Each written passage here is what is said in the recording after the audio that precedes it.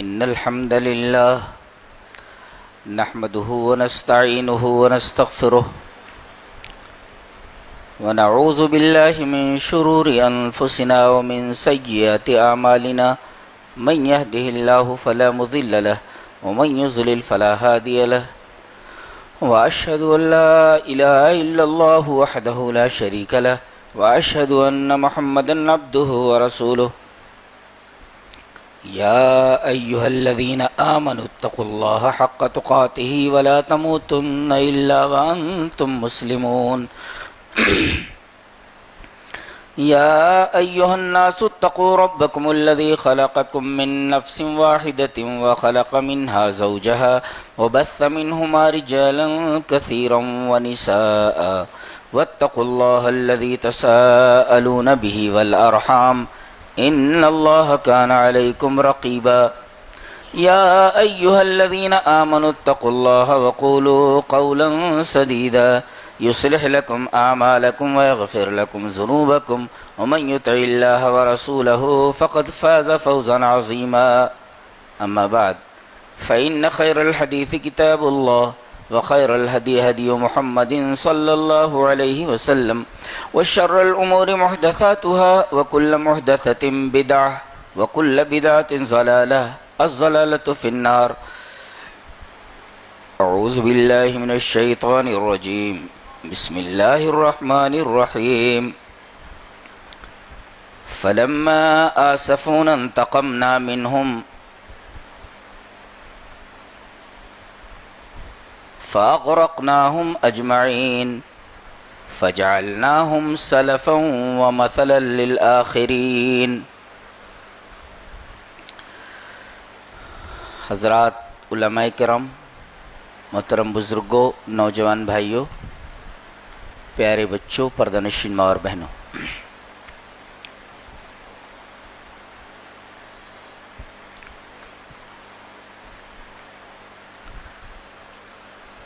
چند بنیادی باتیں ذہن نشین کر لیں تاکہ بحث کو سمجھنے میں آسانی ہو.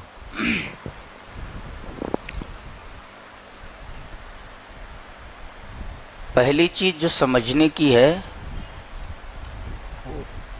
وہ منہج. What is the meaning of منہج؟ منہج کا کیا مطلب؟ تو یہ عربی کے لفظ نہج ینہجو سے بنا ہے، اور یہ اس میں ظرف ہے بروزن مفعل. تو نہج ینہجو مانے چلنا کسی خاص روٹ پر، اور اسی سے منہج اس میں ظرف ہے کوئی مخصوص راستہ. تو نہج ینہج مانے کسی مخصوص سمت میں جانے والا راستہ، اس کو منہج کہتے ہیں. سمجھ میں آیا؟ نہج ینہج کا مطلب ہوتا ہے کسی مخصوص سمت میں جانا، اور منہج کا مطلب ہوتا ہے کوئی مخصوص راستہ. خلاصہ یہ کہ منہج مانے راستہ جس پر چلا جائے، وہی راستہ، یا کوئی اسپیشل وہی مخصوص راستہ. یہ تو منہج کا معنی ہے راستہ.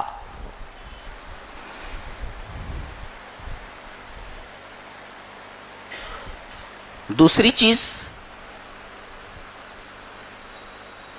لفظ سلف ہے. سلف کا معنی کیا ہے؟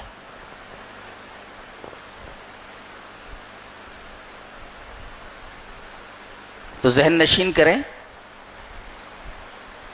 کہ سلف کہتے ہیں کل من قضا یا کل من مضى، جو چیز ختم ہو گئی، جو لوگ ختم ہو گئے، جو لوگ چلے گئے. کل من قضا، جو چلا گیا، جو ختم ہو گیا. یا کل من مضى، جو گزر گیا، تو جو گزر گیا اسے سلف کہتے ہیں. اب یہ آیت کریمہ دیکھیے، اس میں یہی لغوی معنی بیان کیا گیا ہے، گزرے ہوئے لوگ. اس وجہ سے کہتے ہیں الایام السالفہ اے الایام الماضیہ. الایام السالفہ کا مطلب گزرے ہوئے ایام، گزرے ہوئے دن. اس کا مطلب سالفہ کا مطلب ہوتا ہے ماضیہ، گزرنے والا، جو گزر گیا وہ سلف. اب یہ آیت کریمہ دیکھیے، فَلَمَّا آسَفُونَا انتَقَمْنَا مِنْهُمْ فَأَغْرَقْنَاهُمْ أَجْمَعِينَ. جب انہوں نے ہمیں غصہ دلا دیا، کتنی شان سے فرمایا جا رہا ہے، کیا ہمارا رب ہے، کمال. فَلَمَّا آسَفُونَا، جب انہوں نے ہمیں غصہ دلا دیا تو ہم نے کیا کیا؟ انتقمنا منہم، ان سے ریونج لیا، ہم نے انتقام لیا ان سے. اور انتقام کیسا؟ فاغرقناہم اجمعین، سب کو ڈبو دیا. تو اللہ کو ناراض کیا جس کے سبب سے اللہ نے ان سے انتقام لیا. اور انتقام کی شکل کیا تھی؟ ڈبو کر کے مار دیا گیا، سب کو ڈبو دیا گیا. ایسا سمجھ میں آیا؟ دیکھیں ترتیب. فلما آسفونا، جب ان لوگوں نے ہم کو غصہ دلا دیا. نکتہ یہ ہے کہ آدمی اتنا بھی گناہ نہ کرنے لگ جائے کہ اللہ غصے میں آ جائے. وہ جب غصے میں آتا ہے تو انتقام ایسا لیتا ہے کہ آدمی کے حواس باختہ ہو جاتے ہیں، اس کی سمجھ میں نہیں آتا کہ کیا کرے. لہذا ڈرو اللہ کو غصہ دلانے سے کہ اللہ غصے میں نہ آئے. انہوں نے اللہ کو غصہ دلا دیا. اللہ اکبر، کتنے بدبخت ہوتے ہیں وہ لوگ جو اپنے رب کو غصہ دلا دیتے. اتنا رحیم ہے وہ. بتائیے وہ غصہ اس کو کیسے آتا ہوگا؟ حد کر دیتے ہیں لوگ تب اسے غصہ آتا ہے، جب حد پار کر دیتے ہیں لوگ. ایسے وہ رحمان ہے، رحیم ہے، اور بندوں پر بہت زیادہ رحیم ہے. لیکن جب آدمی گناہ کی حد کر دیتا ہے، نافرمانی کی حد کر دیتا ہے، تب اسے غصہ آ جاتا ہے. اور جب غصہ آتا ہے تب انتقام لیتا ہے. اور انتقام کیسا؟ زمین سے حرف غلط کی طرح ان کو مٹا دیا جاتا ہے، نام و نشان باقی نہیں رہتا. اس سے قرآن حکیم کی آیات کے جو ٹکڑے ایسا لگتے ہیں جیسے موتی پھرے ہو. میں تو قرآن حکیم کا طالب علم، میں حیران ہو جاتا ہوں کہ ایسے بھی کوئی بات کرتا ہے کیا؟ انسان نہیں بات کر سکتا ایسا. یہ کلام خود بتاتا ہے، یہ انسان کا کلام نہیں، یہ محمد کا کلام نہیں ہے صلی اللہ علیہ وسلم. یہ محمد پر اترنے والا اللہ کی طرف سے کلام ہے. ایسے کوئی بات نہیں کرتا ہے اتنے شاندار انداز میں. اس کی گفتگو کا انداز ہی نرالا ہے. سبحان اللہ و بحمدہ، کوئی ایسی بات کرتا ہے. فلما آسفونا انتقمنا منہم، جب انہوں نے ہم کو غصہ دلا دیا تو انتقمنا منہم، ہم نے ان سے انتقام لیا. کیسے؟ فاغرقناہم اجمعین، کسی کو چھوڑا نہیں، ہم نے سب کو غرق کر دیا. all of them، فاغرقناہم اجمعین، سب کے سب کو ڈبو دیا ہم نے. اور پھر یہ لوگ کیا بن گئے جن کو ہم نے ڈبو دیا؟ فجعلناہم سلفا، ان کو ہم نے سلف بنا دیا. ومثلاً، اور نمونہ بنا دیا، نمونہ عبرت بنا دیا. للآخرین، بعد میں آنے والوں کے لیے. جو بعد میں آئے وہ خلف، اور جو گزر جائے وہ سلف. مفہوم سمجھ میں آیا؟ کل من مضی، جو گزر گیا دیٹ از کال سلف. بعد میں آنے والے خلف. تو گویا کہ سلف کا عین اپوزٹ خلف ہے. اور قرآن حکیم نے یہ لفظ بھی استعمال فرمایا ہے، سلف کے بعد خلف آئے. فخلف من بعدہم خلف، خلف آئے. ایک ہوتا سپوت، ایک ہوتا کپوت. تو سلف مانے سپوت اور خلف مانے کپوت. فخلف من بعدهم خلف، خلف آئے اضاعوا الصلاۃ، ان نالائقوں نے نماز کو ضائع کر دیا، واتبعوا الشہوات، اور اپنی خواہشات کی ڈگر پر چل پڑے، فسوف یلقون غیا، انتظار کریں کہ جہنم ان کا انتظار کر رہی ہے۔ اللہ، ان خلف لوگوں کا۔ تو سلف کا معنی سمجھ میں آیا؟ پیش رو، گزر جانے والے لوگ، کل من مضی، جو گزر گئے، اور خلف جو بعد میں آنے والے۔ فجعلناہم سلفا ومثلا للآخرین، ہم نے ان کو بعد میں آنے والوں کے لیے، یہ جو گزر گئے ان کو پیشرو بنا دیا، مثل، نمونہ عبرت بنا دیا کہ دیکھو ایسی حرکتیں نہ کرنا جو یہ گزرے ہوئے لوگ کر چکے ہیں، نہیں تو تمہارے اندر کوئی سرخاب کا پر نہیں لگا ہوا ہے، تمہارے ساتھ بھی وہی کچھ ہونے والا ہے جو ان کے ساتھ ہو چکا ہے، لہذا ہوشیار باش، خبردار، بی کیئرفل۔ فلما آسفونا انتقمنا منهم فاغرقناهم اجمعین فجعلناهم سلفا ومثلا للآخرین۔ دل دہلانے کے لیے کافی ہیں دونوں آیتیں۔ نتیجہ کیا نکلا؟ اللہ کو غصہ مت دلاؤ، نہ تم کو سلف بنا دیا جائے گا بعد میں آنے والوں کے لیے، خلف کے لیے سلف بنا دیے جاؤ گے۔ تو سلف کا لغوی معنی کیا ہوا ڈکشنری میں؟ پیش رو، کل من مضی، جو گزر گئے۔ اصطلاح میں کس کو کہتے ہیں؟ اصطلاح میں 3 زمانے کے لوگوں کو سلف کہا جاتا ہے۔ آئیے وہ حدیث پڑھ لیتے ہیں۔ حدیث اس طرح، وان عبد اللہ رضی اللہ تعالیٰ عنہ عن النبی صلی اللہ علیہ وسلم قال خیر الناس قرنی ثم الذین یلونہم ثم الذین یلونہم ثم یجیء اقوام تسبق شہادت احدہم یمینہ ویمینہ شہادتہ قال ابراہیم وکانوا یضربوننا علی الشہادت والعہد، رواہ البخاری فی کتاب الشہادات۔ امام بخاری رحمہ اللہ بخاری شریف کتاب الشہادات میں جہاں گواہیوں کا چیپٹر ہے وہاں یہ حدیث لائے ہیں، اور راوی حضرت عبداللہ ابن مسعود ہے۔ جب خالی عبداللہ بولا جائے، روایت میں ان عبداللہ خالی ہو، آگے کچھ نہ ہو، تو عبداللہ نام کے تو بہت ہیں، لیکن خالی عبداللہ جب بولا جائے تو عبداللہ ابن مسعود مراد ہوتے ہیں، تو گویا کہ اس روایت کے راوی حضرت عبداللہ ابن مسعود ہے۔ آیا سمجھ میں؟ جی۔ عبداللہ ابن مسعود کیا فرما رہے کہ نبی اکرم صلی اللہ علیہ وسلم فرماتے ہیں، آپ سے روایت ہے، کیا؟ خیر الناس قرنی، سب سے بہترین زمانہ۔ خیر جانتے کیا ہوتا ہے؟ بچے انگلش پڑھتے ہیں نا، ایک ہوتا ہے پازیٹیو، ایک ہوتا ہے کمپیریٹیو، ایک ہوتا ہے سپرلیٹیو۔ تو پازیٹیو تو ایسے استعمال ہوتا ہے، he is a good boy, good, اور comparative, he is better than that, تو بیٹر کمپیریٹیو ہے، فلاں کے مقابلے میں یہ اچھا ہے۔ اور جو سپرلیٹیو ڈگری ہوتی ہے وہ آف کے ساتھ استعمال ہوتی ہے، he is the best of all, of کے ساتھ استعمال ہوتا ہے، وہ دین کے ساتھ یا آف کے ساتھ؟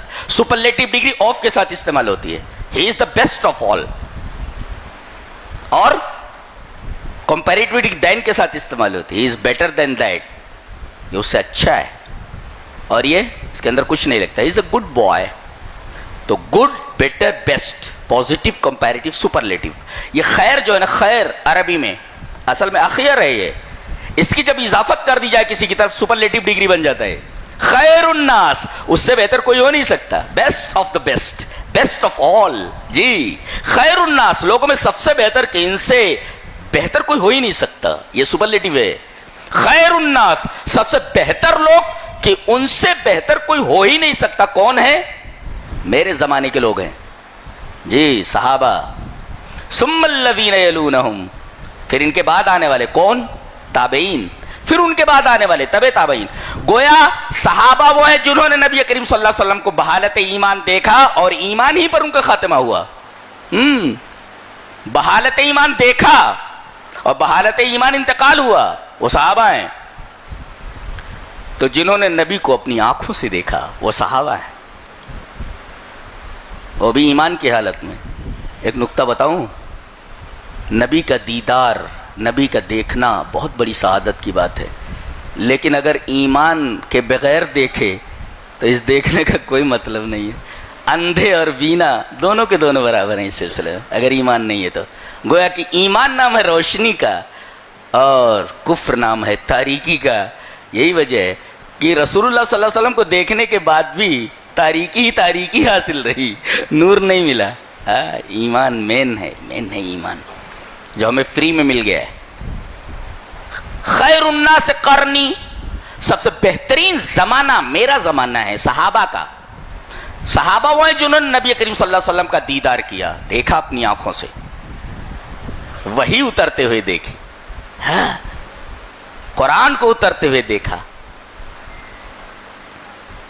جبرائیل کو دیکھا انسانی شکل میں. ایک صحابی حارثہ ابن نعمان, وہ نبی کریم صلی اللہ علیہ وسلم سے ملنے گئے تو دیکھا کہ باب جبریل جس کو بولتے ہیں ابھی, تو وہاں ایک آدمی نبی کریم صلی اللہ علیہ وسلم کے ساتھ کھڑا ہوا ہے. 10 منٹ ہو گیا, 20 منٹ ہو گیا, یہ انتظار کر رہے ہیں کہ وہ آدمی ہٹے تو میں نبی کریم صلی اللہ علیہ وسلم سے ملوں. خامخواہ 2 آدمی بات کر رہے ہیں تو میں کیوں جا کر کے ڈسٹرب کروں. کہتے ہیں کھڑے کھڑے میں تھک گیا, چلا گیا. وہ آدمی نہ تو نبی سے بیٹھنے کے لیے بول رہا ہے اور نہ خود بیٹھ رہا ہے کہ بیٹھ جائے تو نبی بھی بیٹھ جائے. بعد میں نبی کریم صلی اللہ علیہ وسلم ان سے ملے, حارثہ ابن نعمان سے, کہا کہ میں نے تمہیں دیکھ لیا تھا, تھوڑی دیر کھڑے رہے اس کے بعد بھاگ گئے تھے. بولے اللہ کے رسول پہلے یہ بتائیے وہ آدمی کون تھا جو آپ کو بیٹھنے نہیں دے رہا تھا اور نہ خود بیٹھ رہا تھا؟ مجھے آپ کی تکلیف دیکھی نہیں جا رہی تھی. تو آپ مسکرائے, فرما رہے وہ انسان نہیں تھا, وہ جبریل تھا, وہ فرشتہ تھا. اور مجھ سے پڑوسیوں کے بارے میں بڑی نصیحت کر رہا تھا, مجھے تو ڈر ہو رہا تھا کہیں پڑوسیوں کے حقوق وراثت میں نہ رکھ دیے جائیں. وہ بتا رہے وہ جبریل ہے, وہ جبریل تھے, وہ انسانی شکل میں تھے جن کو تم نے دیکھا. یہ ہیں صحابہ جنہوں نے فرشتوں کو دیکھا انسانی شکل میں. معمولی بات ہے یہ, نبی کو دیکھا, نبی کے اوپر اترتی ہوئی وحی کو دیکھا. اللہ اکبر. معلوم ہو گیا یہ سب سے بہتر لوگ ہیں, ان سے بہتر ہونے کا تصور ہی نہیں کیا جا سکتا. اللہ نے فرمایا یہ کتنے بہتر ہیں معلوم ہے, فَإِنْ آمَنُوا بِمِثْلِ مَا آمَنْتُمْ بِهِ فَقَدْ اهْتَدَوْا. ان کا ایمان ہدایت کا معیار مطلق ہے.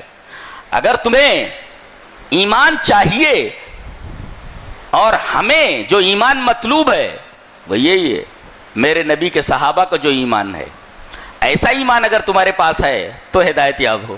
اللہ اکبر. گویا کہ صحابہ کے ایمان کو ہدایت کا معیار مطلق قرار دیا گیا کہ معیار کیا, کسوٹی کیا ہے ہدایت کی. بولے ایمان, کس کا ایمان؟ صحابہ کا ایمان. ایسا ایمان ہو تو وہ ایمان ہمیں مطلوب ہے. فَإِنْ آمَنُوا بِمِثْلِ مَا آمَنْتُمْ بِهِ فَقَدْ اهْتَدَوْا.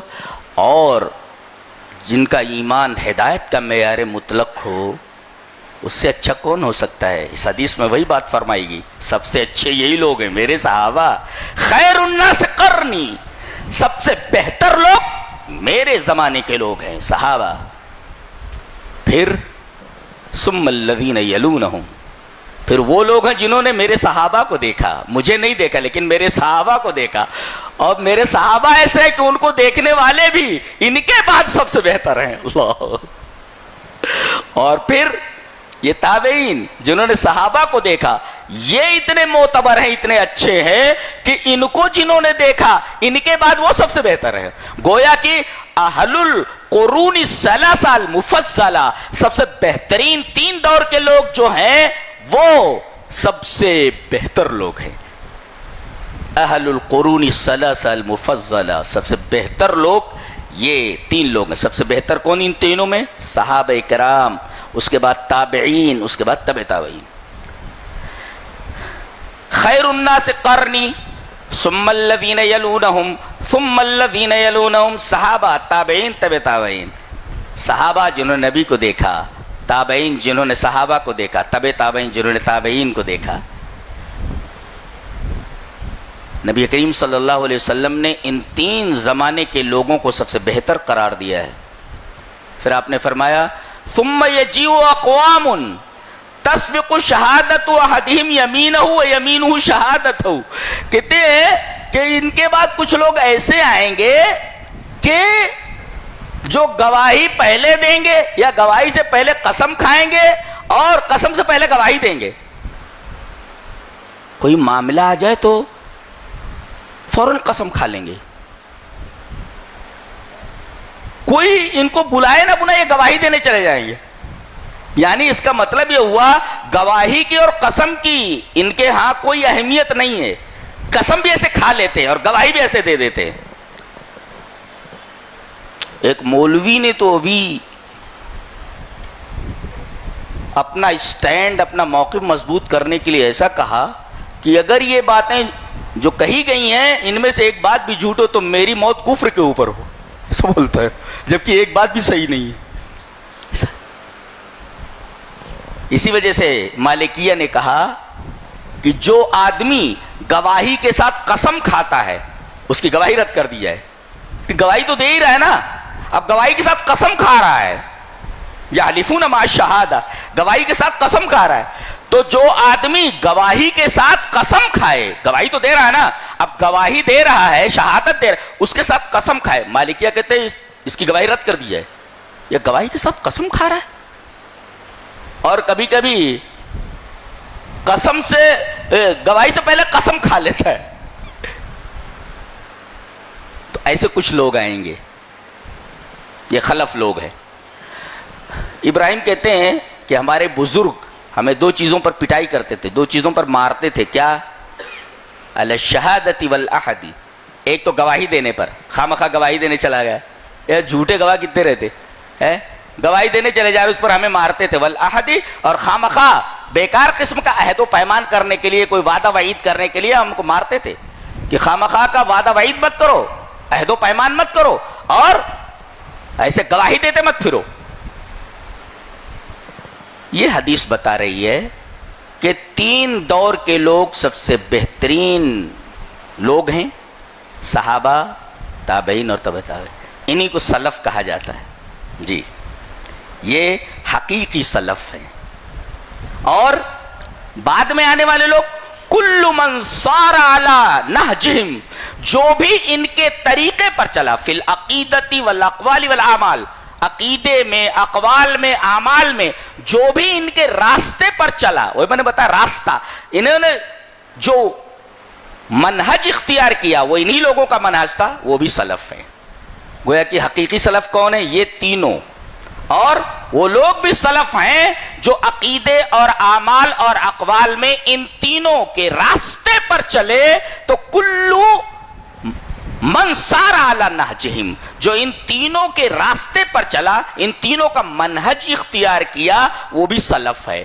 اور جو ان کے منہج سے ہٹ گیا وہ خلف ہے. یہ ہے سلف اور یہ ہے خلف. تو سلف کون؟ یہ تین. اور سلف کون؟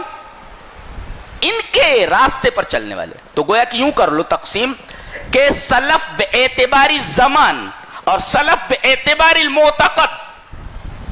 زمانے کے اعتبار سے سلف اور اعتقاد کے اعتبار سے سلف.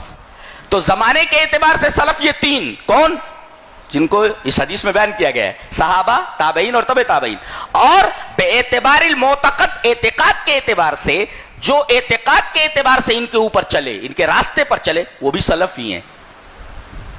تو صحابہ، تابعین، تبع تابعین، یہ سلف. اور جو لوگ ان کے راستے پر چلے، عقیدہ وہی جو ان تینوں کا تھا، اقوال وہی جو ان کے تینوں کے، اعمال وہی جو ان تینوں کے تھے، وہ بھی سلف ہی ہیں. اور ان کے راستے سے جو ہٹا وہ خلف. سمجھ میں آ گیا؟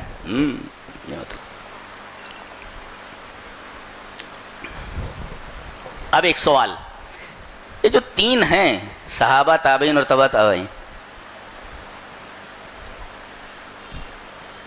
منہج سلف، یہ سلف ہے، جو ان کے منہج پر ہم کیوں چلیں؟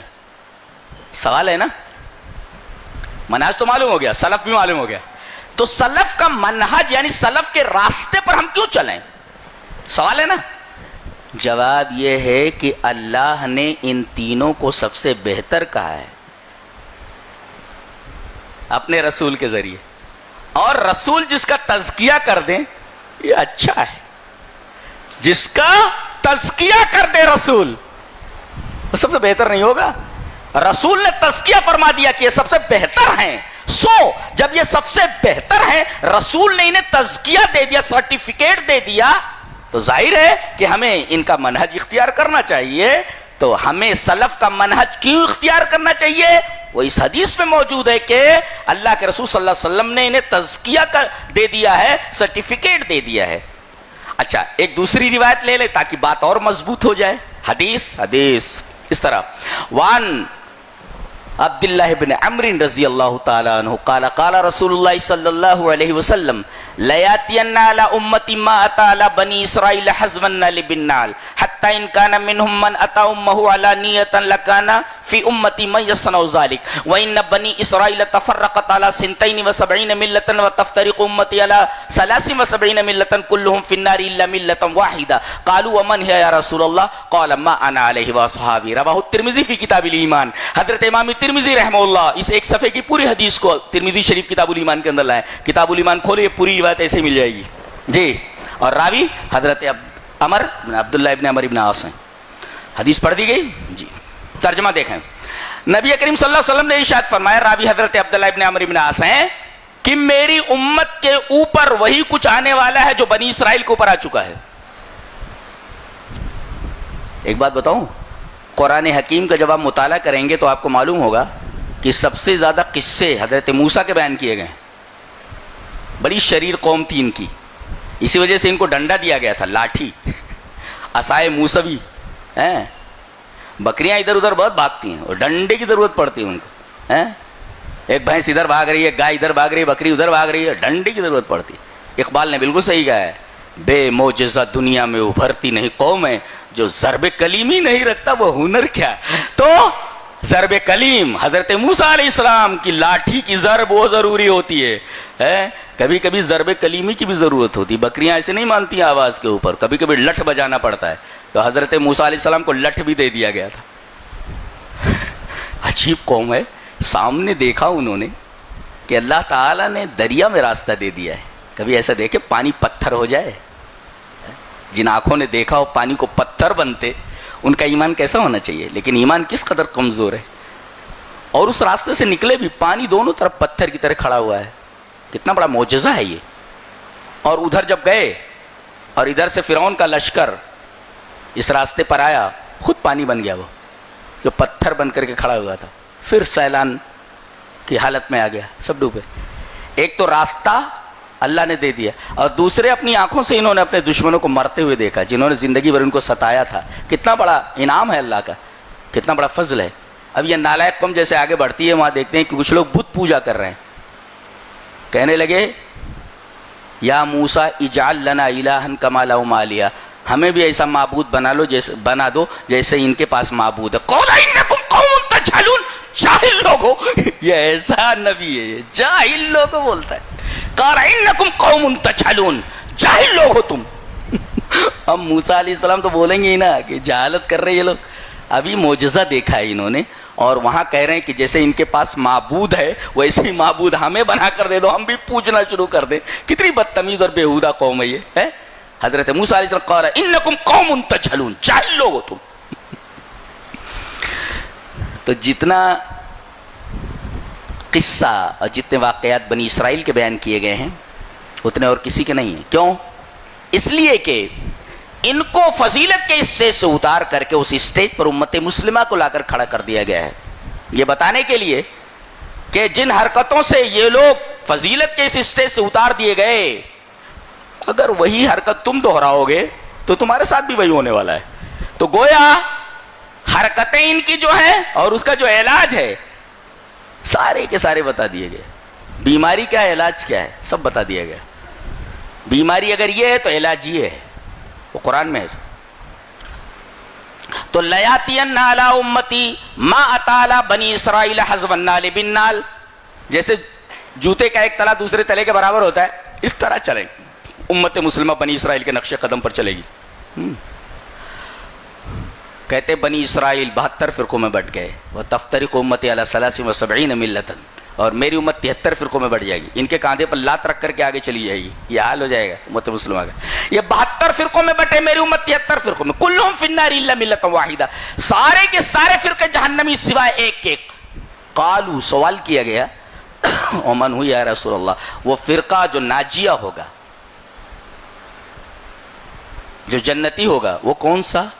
بتایا گیا ہے قال ما انا علیہ واصحابی، جس راستے پر میں ہوں، کافی تھا یہ، رسول جس راستے پر ہو کہہ دینا کافی تھا، وہاں صحابی لانے کی کیا ضرورت تھی؟ بتایا گیا جس پر میں ہوں اور میرے صحابہ ہیں، یعنی میرے صحابہ ایسے ہیں کہ انہوں نے بالکل ٹو دا پوائنٹ میرے اعمال اور میرے اعتقادات اور میرے اعمال اور اقوال کی اقتدا کی ہے، گویا یہ حجت ہیں، یہ حجت ہیں یہ، نہیں تو ما انا علیہ کہہ دینا کافی تھا، جس پر میں ہوں، بس کہا گیا وا صحابی، جس پر میرے صحابہ ہیں، میں ہوں اور میرے صحابہ ہیں، واو کے ذریعے لایا گیا میرے صحابہ ہیں۔ پتہ چلا کہ صحابہ کرام رضوان اللہ تعالی علیہ اجمعین کو اپنے راستے پر کہنا یہ بہت بڑی بات ہے، اور یہ ان کے اعمال کے حجیت کی دلیل ہے۔ سرٹیفکیٹ دے دیا گیا کہ حجت ہیں یہ۔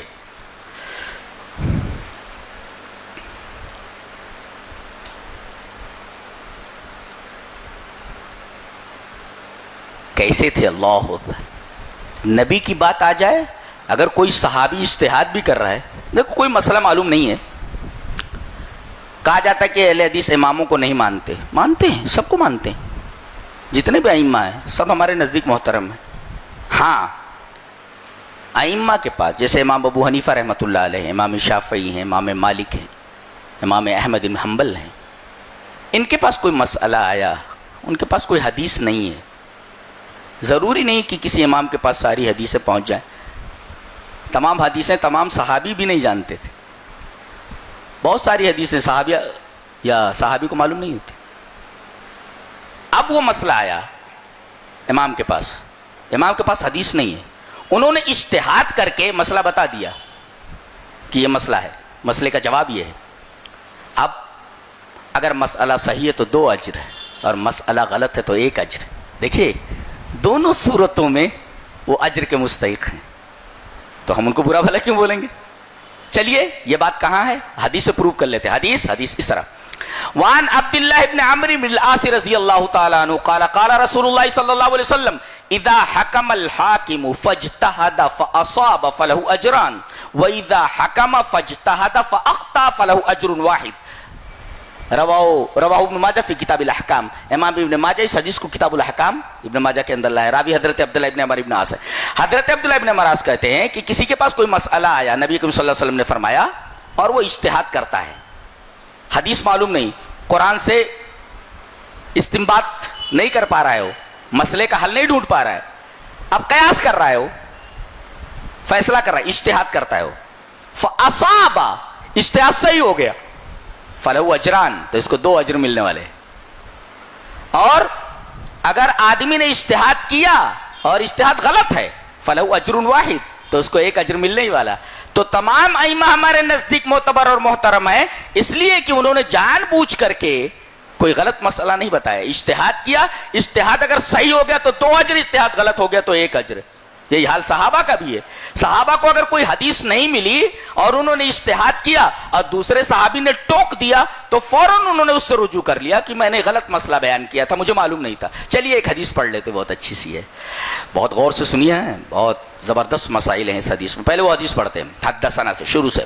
حدثنا آدم حدثنا شعبۃ حدثنا ابو قیس سمعت حذیل بن شرحبیل قال سئل ابو موسیٰ رضی اللہ تعالی عنہ عن بنت وابنت ابن واخت فقال للبنت النصف وللاخت النصف وات ابن مسعود فسيتابعني فسئل ابن مسعود واخبر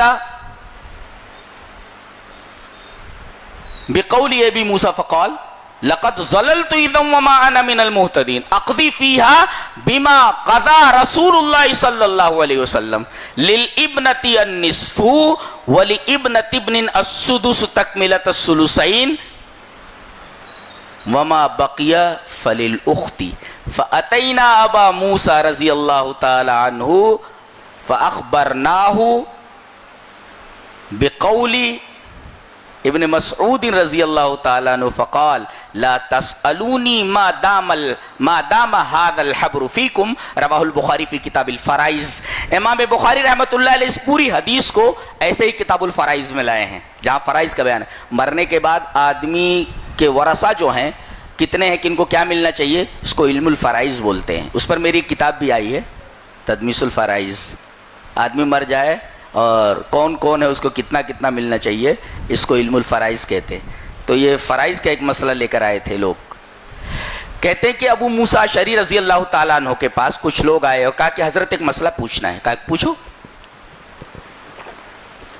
کہا کہ ایک آدمی مر گیا، اس کی ایک لڑکی ہے، ایک پوتی ہے اور ایک بہن ہے، بس کتنا ملنا کس کو؟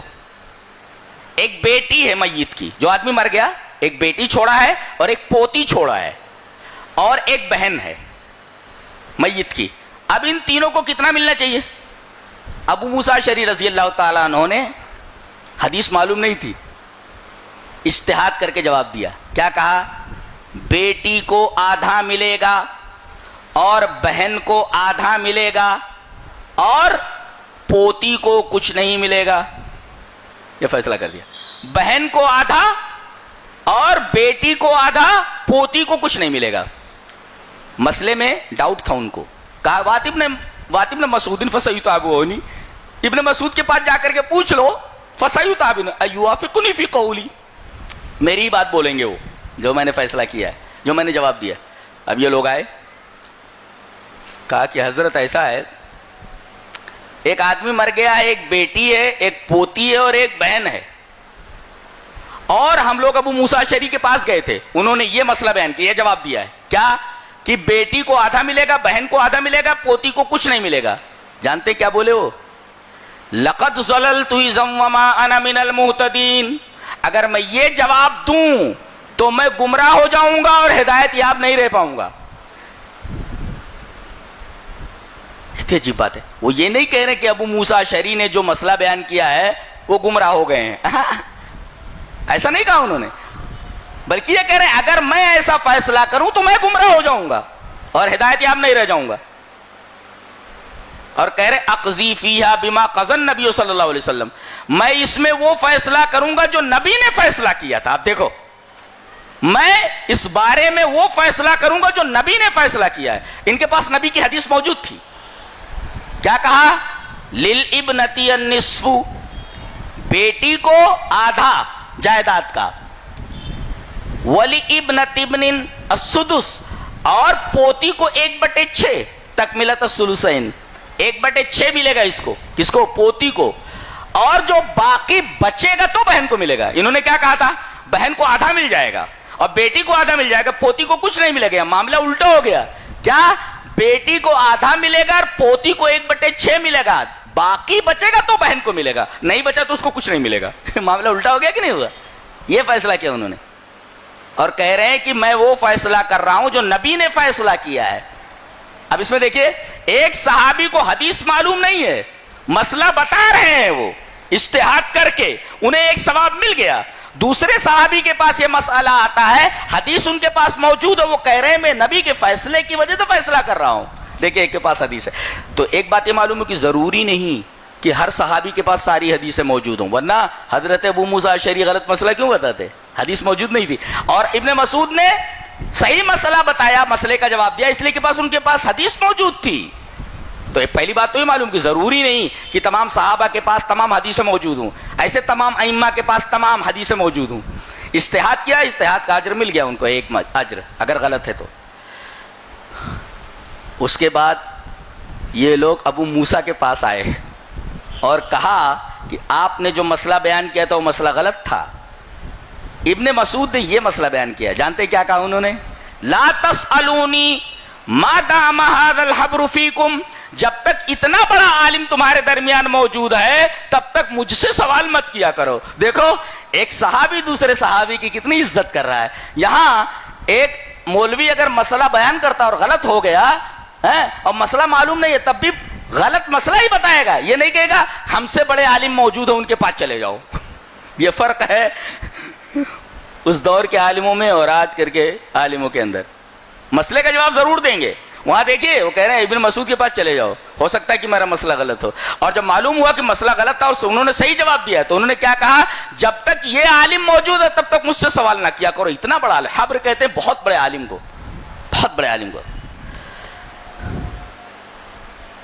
اب آپ دیکھ رہے ہیں کہ نبی کریم صلی اللہ علیہ وسلم کی حدیث کے مطابق فیصلہ کیا گیا, صحابی کی بات کو نہیں لیا گیا. جی یہ تو صحابی ہے, صحابی کی بات کو نہیں مانا گیا, اس لیے کہ حدیث کے خلاف تھی. اہل حدیث کا یہی منہج ہے, سلف کا یہی منہج ہے. سلف کا منہج کیا تھا, اگر صحابی کی بات بھی نبی کی بات کے خلاف آ جائے, حدیث اس کے خلاف موجود ہو, تو بات نہیں لی جائے گی.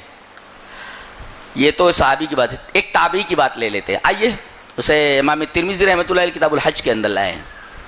ان ابن ابی عمار قال قلت لجابر رضی اللہ تعالی عنہ الزبو اصید ہی قال نعم قال قلت آکلها قال نعم قال قلت اقاله رسول اللہ صلی اللہ علیہ وسلم قال نعم راہ الترمذی فی کتاب الحج.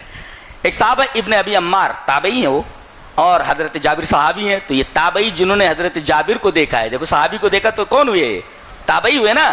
تو ابن ابی عمار آتے ہیں حضرت جابر ابن عبداللہ رضی اللہ تعالیٰ کے پاس, کہا کہ حضرت ایک سوال کرنا ہے. کہا کہ پوچھو. کہا کہ بجو کھانا جائز ہے, حلال ہے, بجو کھا سکتے کیا؟ بیجر جس کو انگریزی میں بولتے بیجر, BADGER, بیجر. بیجر من بجو, بجو کے جو عربی میں اس کو زبون بولتے. زبو کھا سکتے کیا؟ گو تو کھا سکتے, زب ہوتا گو, وہ تو کھا سکتے ہیں. لیکن زبون زاد بے عین, زبون بجو کھا سکتے کہ نہیں؟ حضرت جابر صحابی ہیں, بولتے نام کھا سکتے ہو. اچھا پہلے پوچھتے شکار ہے, بولے ہاں ہے. اب پوچھ رہے ہیں کیا میں اس کو کھا سکتا ہوں شکار کر کے؟ آکلوہا, ہاں کھا سکتے ہو. قال نعم. اب پھر پوچھ رہے ہیں, قال قلت, ابن ابی عمار کہتے ہیں جب وہ کہہ رہے ہیں کہ کھا سکتے ہو, میں نے کہا اقالہ رسول اللہ صلی اللہ علیہ وسلم, کیا یہ بات نبی نے کہی ہے؟ صحابی ایک مسئلہ بیان کر رہا ہے اور یہ تابعی ہیں, وہ بول رہے ہیں کیا نبی نے یہ بات کہی ہے؟ یہ اگر یہ جستجو ہے تو وہ سلف کے منہج پر ہے. وہ دیکھے کہ یہ بات نبی تک پہنچتی ہے کہ نہیں پہنچتی ہے. جی آنکھیں بند کر کے مولوی کی بات نہ مان لے. دیکھیے صحابی کی بات آنکھیں بند کر کے نہیں مان رہے. وہ کہہ رہے ہیں کہ بجو شکار ہے, بولے نعم. کیا میں اس کو کھا سکتا ہوں؟ نعم, یس. یہ بات نبی نے کہی ہے کہ آپ اپنی طرف سے بول رہے ہو. قال اور قال نعم, یہ بات نبی نے کہی ہے. چپ ہو گئے. پتہ یہ چلا جب نبی کی بات آ جائے تو آگے سوال نہیں ہوتا, اس لیے کہ نبی کی بات دلیل ہے اور دلیل سے دلیل نہیں مانگی جاتی. جو دلیل سے دلیل مانگے وہ ذلیل ہو جاتا ہے. جی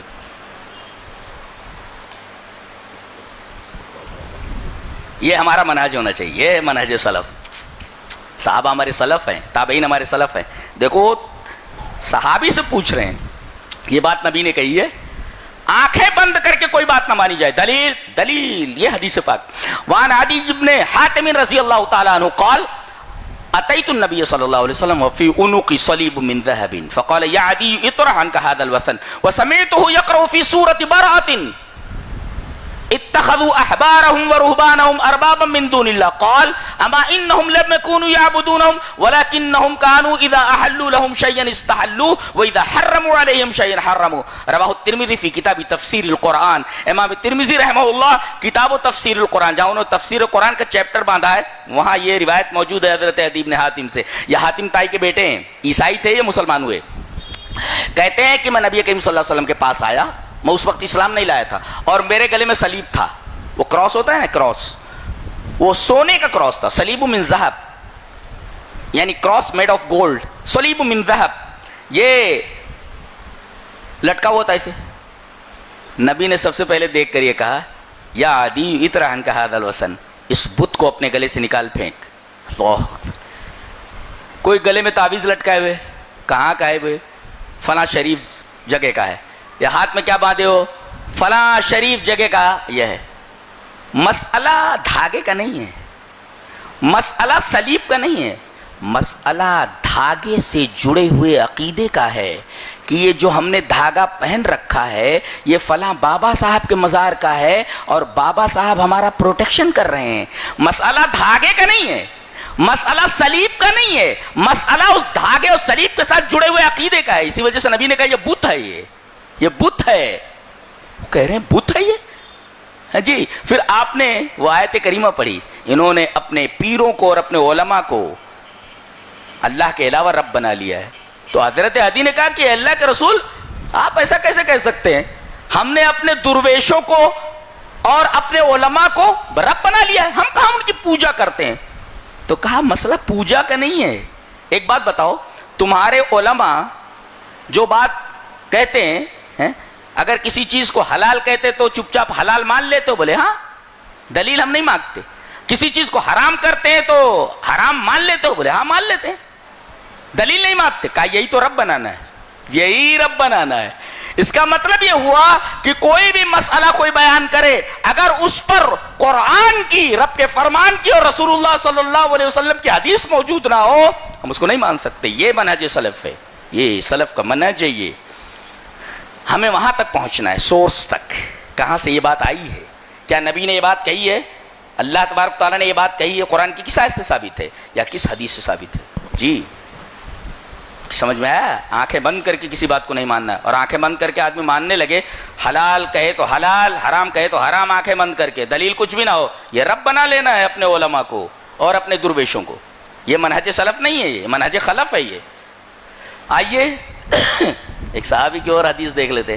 حدیث اس طرح، وعن ابن عباس رضی اللہ تعالیٰ عنہ، ابن عباس سے مروی یہ روایت ہے، وعن ابن عباس رضی اللہ تعالیٰ عنہما انه طاف مع معاویہ بالبیت فجعل معاویہ یستلم الارکان كلها فقال له ابن عباس رضی اللہ تعالیٰ عنہما لم تستلم هذين الركنين ولم يكن رسول الله صلی اللہ علیہ وسلم يستلمهما فقال معاویہ لم يكن شيء من ليس شيء من البيت مهجورا قال ابن عباس رضی اللہ تعالیٰ عنہما لقد كان لكم في رسول الله اسوة حسنة فقال صدقت. رواه احمد في مسنده. حضرت امام احمد بن حنبل رحمہ اللہ اس حدیث کو مسند احمد میں ایسے ہی لائے. ہوا ایسا کہ حضرت ابن عباس، حضرت معاویہ رضی اللہ تعالیٰ عنہ وہ گئے ہوئے تھے کعبہ کی طرف. اب وہ طواف کر رہے تھے. کون؟ حضرت معاویہ.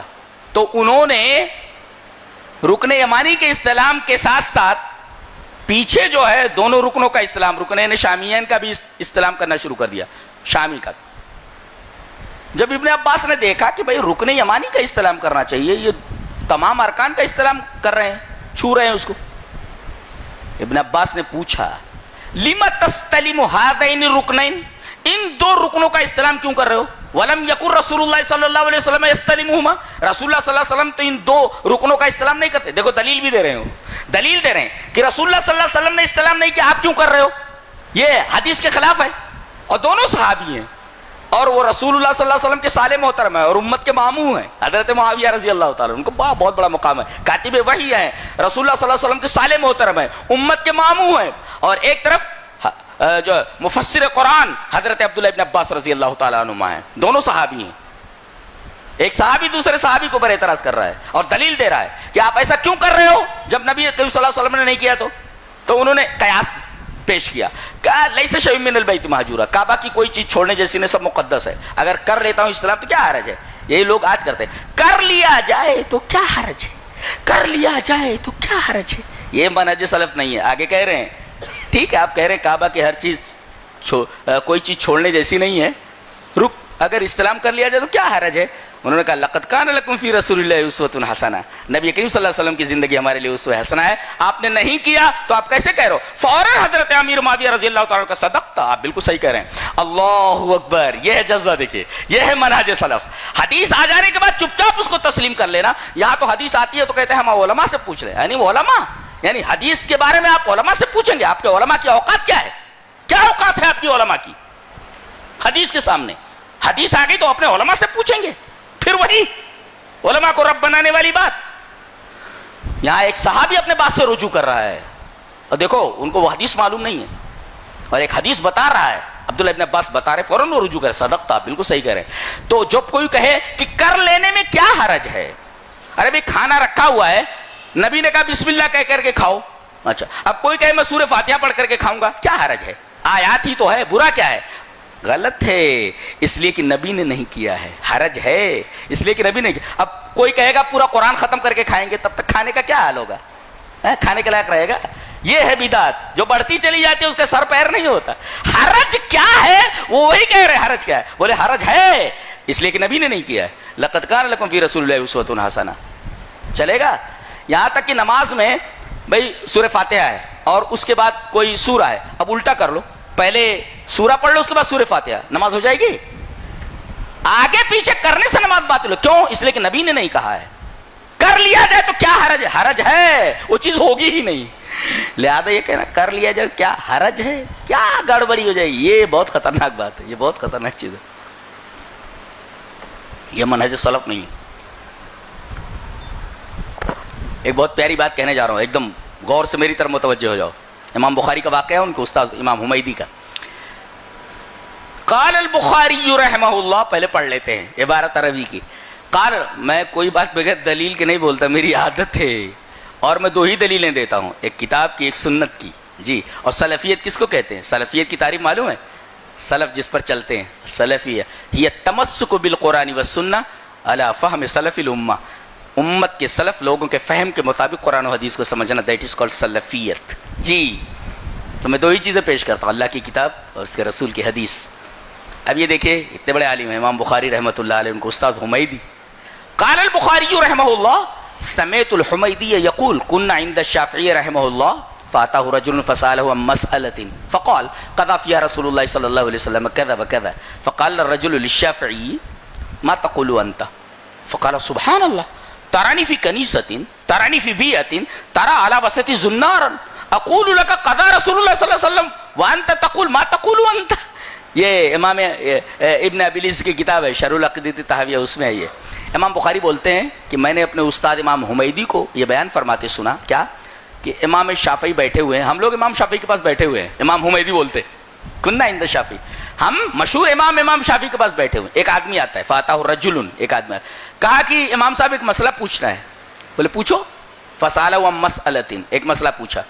تو حضرت امام شافعی نے کہا قضا فیہا رسول اللہ صلی اللہ علیہ وسلم کذا وکذا, رسول اللہ صلی اللہ علیہ وسلم نے اس مسئلے میں یہ ایسا ایسا فیصلہ کیا. اللہ اکبر, اس امام کو دیکھو فوراً حدیث پیش کی اس نے. یہ جو مسئلہ تم نے پوچھا ہے قضا فیہا رسول اللہ صلی اللہ علیہ وسلم کذا وکذا, رسول اللہ صلی اللہ علیہ وسلم اس بارے میں یہ فیصلہ کیا ہے. یہ ہے منہج سلف. جی, یہ سلف کا منہج ہے. مسئلہ آیا, حدیث پیش کی گئی. اب وہ آدمی کہہ رہا ہے ایک بات بولوں, ما تقول انت, آپ کیا بولتے ہو؟ اللہ اکبر, انہوں نے حدیث پیش کر دیا, وہ بولتا ہے ما تقول انت, آپ کیا بولتے, واٹ ڈو یو سے, آپ کیا بولتے؟ فقال سبحان اللہ, اللہ پاک ہے. ترانی فی کنیستن, گرجا گھر میں مجھے دیکھ رہا ہے کیا؟ ترانی فی بیعتن, یہودی کے معبد میں دیکھ رہا ہے, مندر میں دیکھ رہا ہے کیا مجھے؟ ترانی علی وسط زنارن, میرے کمر میں زنار بندھی ہوئی ہے کیا؟ میں ہندو ہوں, میں غیر مسلم ہوں کیا؟ کیا سمجھ رکھا تم نے؟ مجھے گرجا گھر میں دیکھ رہا ہے, سینیگوگ میں دیکھ رہا ہے مجھے, یا میری کمر میں زنار بندھا وہ دیکھ رہا ہے؟ کیا سمجھ رہا ہے تو؟ اقول لک, میں تم سے بولتا ہوں قضا رسول اللہ صلی اللہ علیہ وسلم, رسول اللہ صلی اللہ علیہ وسلم نے فیصلہ, وانت تقول ما تقول انت, تو بولتے ہو کہ تم کیا بولتے ہو. کیسا آدمی ہے تو؟ اس کا مطلب یہ ہوا جب نبی کی بات آ جائے تو بڑے سے بڑے امام کی بات نہیں مانی جاتی کہ تم کیا بولتے ہو. اگر تم یہ بولتے ہو اس کا مطلب یہ ہوا کہیں غیر مسلم تو نہیں سمجھ رہے ہو تم خود غیر مسلم تو نہیں ہو. کتنی خطرناک بات ہے, کتنی خطرناک بات. ایک حدیث اور پڑھوں, بہت پیاری حدیث.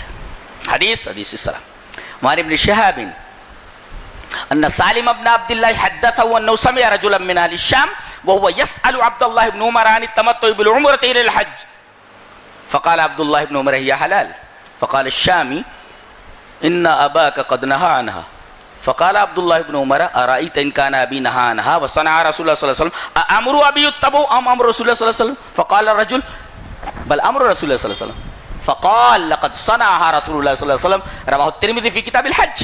حضرت امام ترمذی رحمہ اللہ اس حدیث کو ایسے ہی کتاب الحج کے اندر لائے. ایک آدمی سیریا سے آتا ہے, رجل من اہل الشام, شام سے آتا ہے, سیریا سے. کہا کہ وہ حضرت عبداللہ ابن عمر کا گھر کدھر ہے؟ السلام علیکم. علیکم السلام. کہاں سے آ رہے ہو؟ بولے سیریا سے. شام سے. سیریا سے آ رہے ہو؟ شام سے, اتنی دور سے, کیا بات ہے؟ کہا کہ حضرت ایک مسئلہ پوچھنا ہے. کہا کہ پوچھو. کہا کہ حج تمتع کرنا کیسا ہے, حج تمتع کرنا کیسا ہے؟ بولے یہ حلال جائز ہے. کون بولا؟ عبداللہ ابن عمر. اب وہ جواب کیا دے رہا ہے؟ ان اباک قد نہا عنہا, آپ کے ابا حضرت عمر نے منع کیا ہے حج تمتع سے, اور آپ کہہ رہے ہو حلال ہے, اور آپ کے ابا بولتے ہیں کہ آپ کے ابا روکتے تھے. حضرت عبداللہ ابن عمر بگڑ گئے.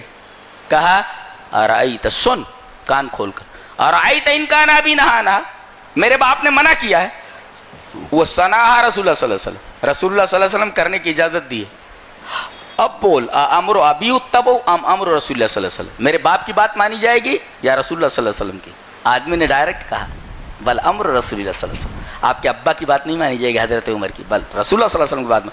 کہا لقد صنع رسول اللہ صلی اللہ علیہ وسلم, رسول اللہ صلی اللہ علیہ وسلم نے کیا ہے. جب رسول اللہ صلی اللہ علیہ وسلم نے کیا ہے, کرنے کی اجازت دی ہے, تو میرے باپ کی بات کی کیا حیثیت رہ جاتی ہے بتائیے؟ نبی کی بات کے سامنے عمر ابن خطاب جیسے عظیم الشان صحابی کی بات کو ان کا بیٹا رد کر دے رہا ہے. یہ منہج سلف ہے کہ نبی کریم صلی اللہ علیہ وسلم کی بات آ جائے تو پھر ہمیں کسی امام کی طرف اور کسی شخصیت کی طرف دیکھنے کی ضرورت نہیں ہے, فوراً نبی کریم صلی اللہ علیہ وسلم کی بات کو لے لی جائے. آیت آ جائے تو آیت کو سینے سے لگا لیا جائے. یہ منہج سلف ہے, اور یہی صحابہ کرام کا طریق ہے, تابعین کا طریقہ, تبع تابعین کا طریقہ ہے. اسی وجہ سے اللہ تبارک و تعالیٰ نے اپنے رسول کے ذریعے بتایا کہ یہ تینوں دور سب سے بہترین دور ہے, خیر کا دور ہے, یہ خیر کا دور ہے.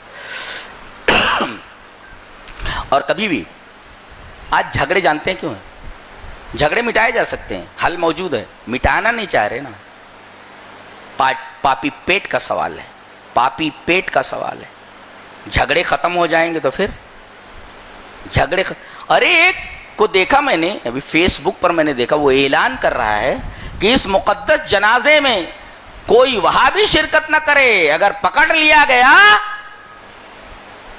تو خود ذمہ دار ہوگا اس کا. اس مقدس جنازے میں وہابی شرکت نہ کرے. بتائیے کیا چل رہا ہے اس میں؟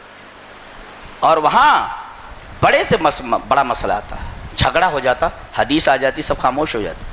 چلیے ایک حدیث پڑھ لیتے ہیں. حدیث اس طرح, وعن عبداللہ رضی اللہ تعالی عنہ قال لما قبض رسول اللہ صلی اللہ علیہ وسلم قالت الانصار منا امیر ومنکم امیر فاتاهم عمر فقال الستم تعلمون ان رسول اللہ صلی اللہ علیہ وسلم قد امر ابا بکر ان يصلي بالناس فايكم تطيب نفسه ان يتقدم ابا بکر قال نعوذ بالله ان نتقدم ابا بکر رواه النسائی فی کتاب الامامہ. حضرت امام نسائی.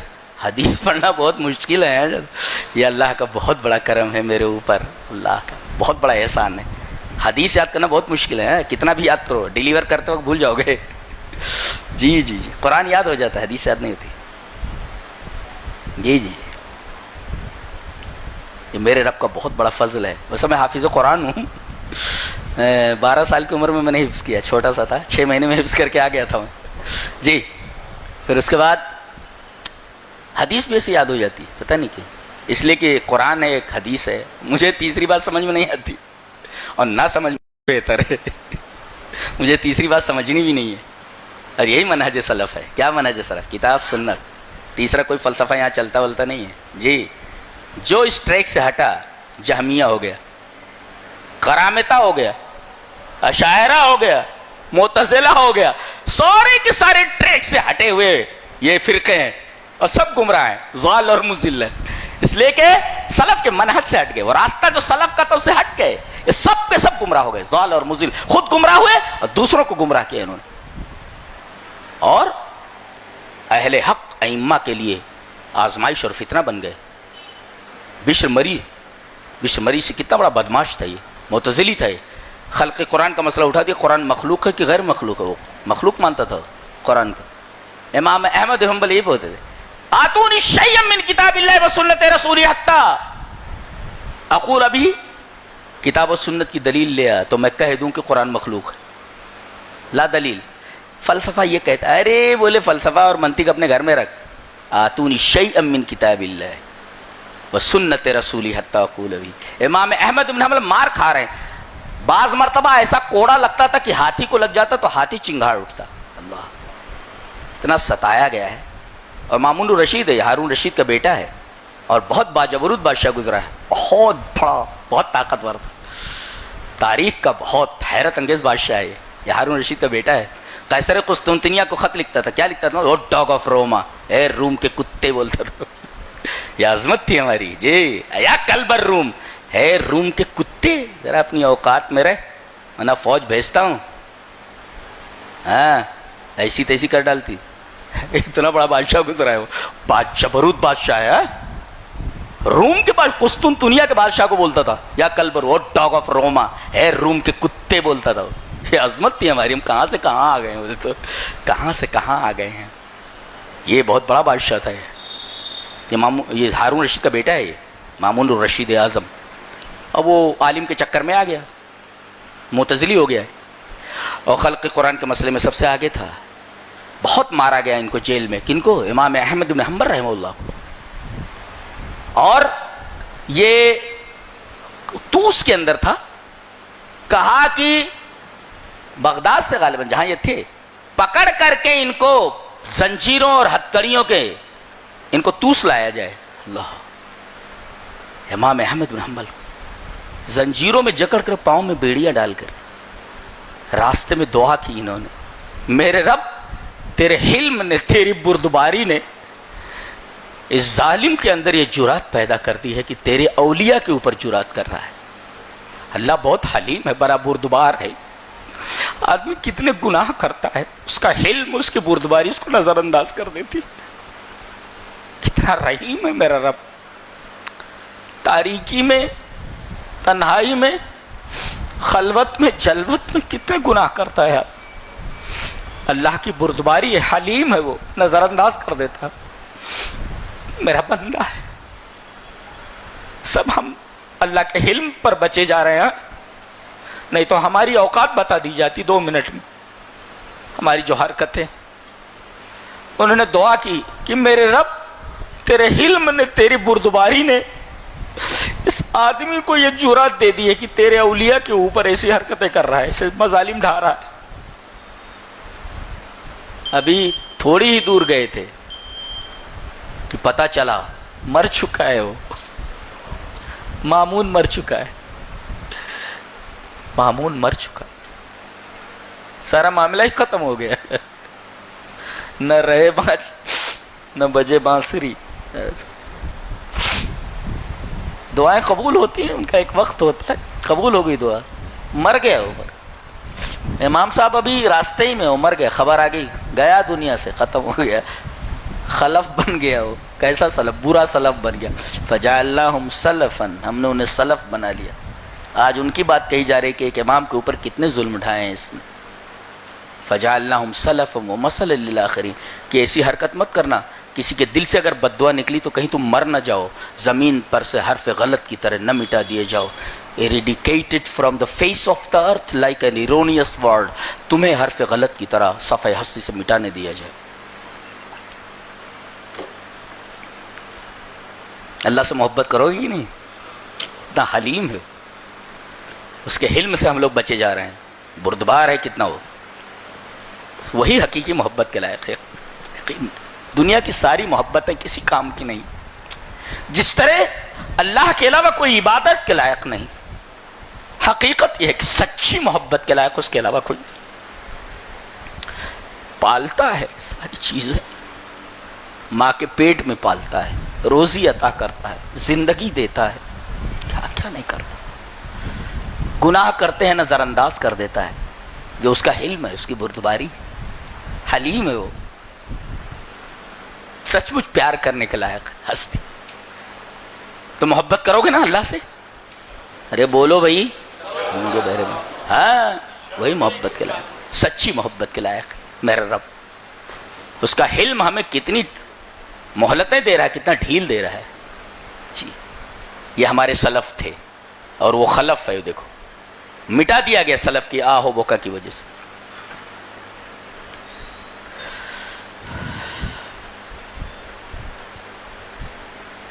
تو میں یہ بیان کر رہا تھا کہ لما قبض رسول اللہ صلی اللہ علیہ وسلم, جب نبی کریم صلی اللہ علیہ وسلم کی روح نکالی گئی, قبض کر لی گئی, تو اب جھگڑا پیدا ہوا کہ خلیفہ کون بنے.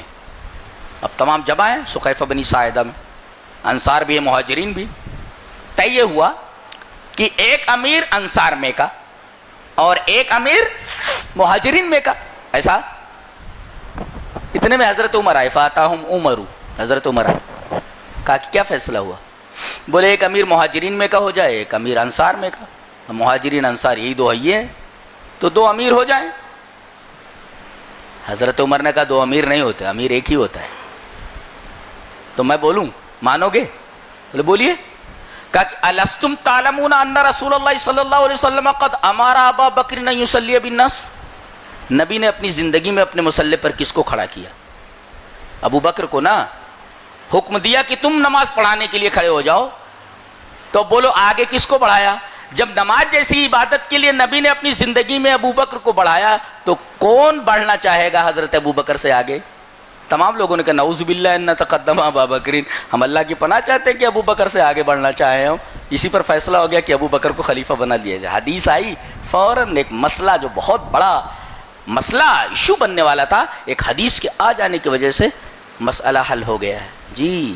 اب آخری حدیث، اس کے بعد بات ختم کر دی جائے کہ منہج سلف یہ ہے کہ قرآن و حدیث جو نبی کریم صلی اللہ علیہ وسلم کو دیا گیا تھا وہی آپ دے کر کے گئے ہیں، اسی کو سمجھنا ہے امت کے سلف کے فہم کی روشنی میں۔ حدیث پڑھ لیتے ہیں، حدیث اس طرح وعن ابی ہریرہ رضی اللہ تعالیٰ عنہ قال قال رسول اللہ صلی اللہ علیہ وسلم انی قد ترکت فیکم شیئین لن تضلوا بعدہما کتاب اللہ وسنتی ولن یتفرقا حتی یرد علی الحوض، رواہ الحاکم فی المستدرک فی کتاب العلم۔ حضرت امام حاکم رحمہ اللہ اس حدیث کو مستدرک علی صحیحین کتاب العلم کے اندر ایسے ہی لائے، راوی حضرت ابو ہریرہ رضی اللہ تعالیٰ عنہ۔ حضرت ابو ہریرہ فرماتے ہیں کہ نبی اکرم صلی اللہ علیہ وسلم نے ارشاد فرمایا بے شک میں نے تمہارے درمیان دو چیزیں چھوڑ دی ہیں، اگر ان کو مضبوطی سے پکڑے رہو گے تو کبھی گمراہ نہیں ہوگے، وہ ہے کتاب اللہ، اللہ کی کتاب، و سنتی، اور میری سنت، وَلَن يَتَفَرَّقَ حَتَّى يَرِدَ عَلَيَّ الْحَوْض، دونوں ایک دوسرے سے جدا نہیں ہو سکتے یہاں تک کہ میرے پاس حوض کے اوپر آ جائیں۔ تو گویا کہ نبی کو دو چیزیں دی گئی تھیں، کتاب اور سنت، اور یہی دونوں چیزیں آپ امت کو دے کر کے گئے ہیں۔ آپ نے فرمایا انی قد ترکت فیکم شیئین، دو چیزیں چھوڑ کر جا رہا ہوں، تیسری کوئی چیز نہیں، دو چیزیں چھوڑ کر کے جا رہا ہوں، انہیں کو پکڑے رہو گے تو گمراہ نہیں ہوگے۔ اب یہ دو چیزیں ہمیں ملی ہیں، اب انہی دونوں چیزوں کو ہمیں سمجھنا ہے، کیسے؟ فہم سلف کی روشنی میں، سلف نے جس طرح سمجھا ہے، صحابہ نے جیسا عقیدہ، صحابہ کے اعمال کیسے، اقوال ان کے کیسے، ان کی روشنی میں ہم اس کو جانچیں گے اور اسی پر عمل کریں گے۔ دیٹ از کالڈ منہج سلف۔ اللہ تبارک و تعالی ہمیں توفیق دے کہ ہم سلف کے منہج پر چلیں۔ وآخر دعوانا ان الحمد للہ رب العالمین۔